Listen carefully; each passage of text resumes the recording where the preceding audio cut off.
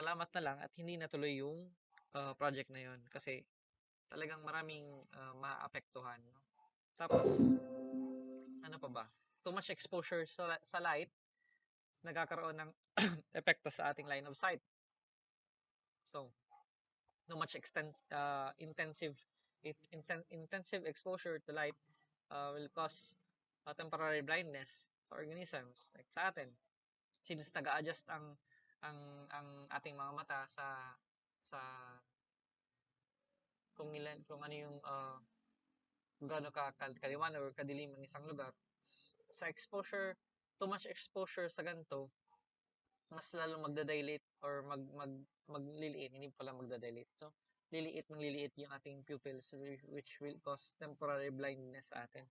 So, kaya yung kaya napapansin nyo baga dun sa mga welding shops, yung ating welders is gumagamit ng parang face mask na may kalimutan ko dun sa yung parang shades, minsan nga shades yung ginagamit, pero hindi yun talaga advisable na shades yung gamitin because talagang maliwanag yung very intense yung uh, light galing from the welding machines. So yeah, hindi advisable gumamit ng shades lang. Record. Ay, sorry. Ito pa, meron pa pala, sorry, thermal pollution.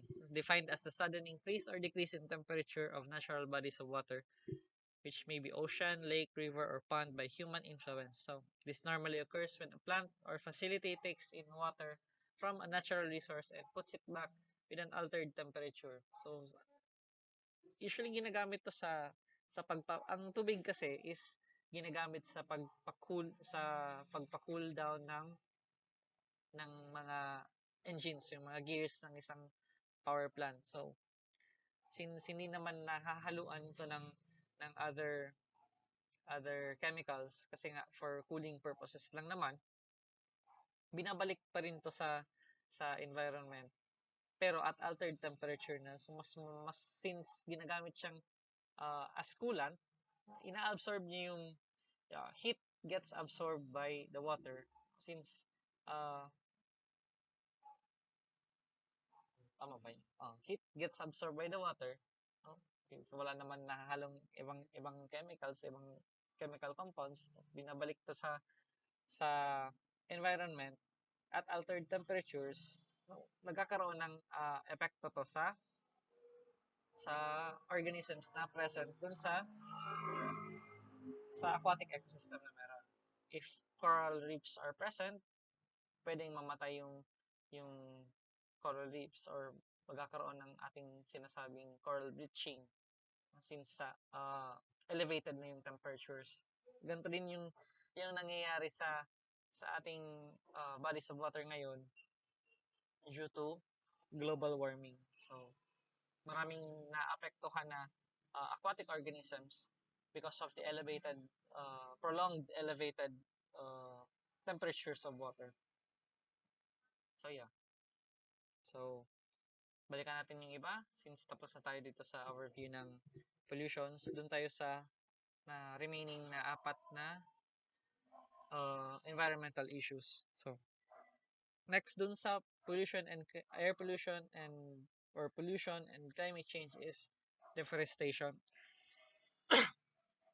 or the removal of forest stand of trees in land which is converted to non-forest use for urbanization, modernization, for farming, and for agricultural use. So, what causes deforestation? You have logging, mining, oil and gas extraction. So, since ang ating mga oil deposits are very deep underground, so minsan ang oil deposits sa atin dito sa Philippines, ang usually oil deposits natin is nasa ating mga forest regions. Somewhere, meron sa north, meron din sa south. Yung dito kasi sa atin sa Bicol region is we're very rich in minerals and limestones. So, yeah. We have cattle ranching or yung pagbabaka. agriculture, urbanization, local, national, and international factors. So, next one is desertification. Desertification is, yung pangalawa is yung, balikan natin dito. Sorry. So, ito. Yung soil degradation pala is another term for soil degradation dito is desertification, or the degradation of land in arid, semi-arid, and dry, subhumid areas due to various factors including climatic variations and human activities. So, what causes desertification? Pag sinabing desertification, ito yung sa word mismo, yung pagde-degrade ng land para tapos magiging na siyang parang desert type na. So, alam natin yung desert na walang mainit, very coarse yung lupa, hindi tinutubuan ng organisms, ng plant organisms. So, yeah.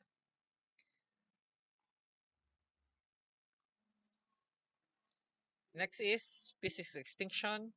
Occurs when species are diminished because of environmental forces or because of evolutionary changes in their members. So, causes of species extinction is, one is overharvesting. Sinasabi ko kanina na since kailangan natin ng like for example kanina sa fishes, no? Overharvesting of fish may lead to species extinction.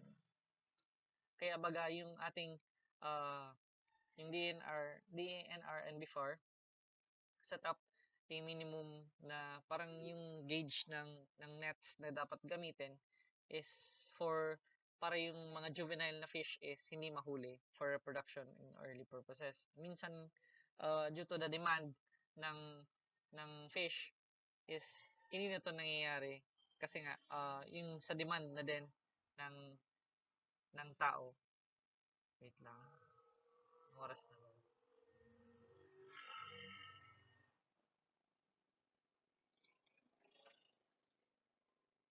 Next cause is habitat loss.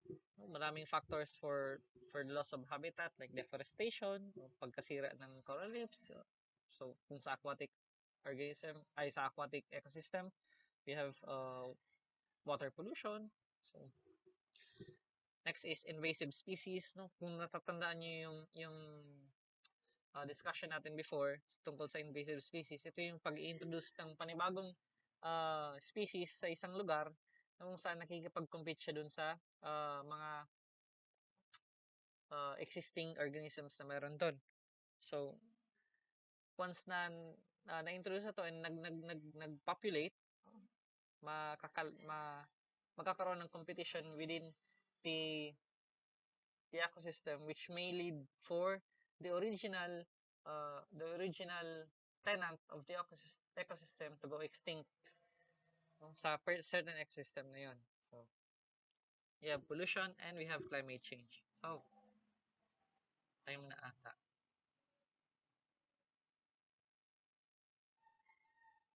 So, let me end. Tapusin ko na muna to.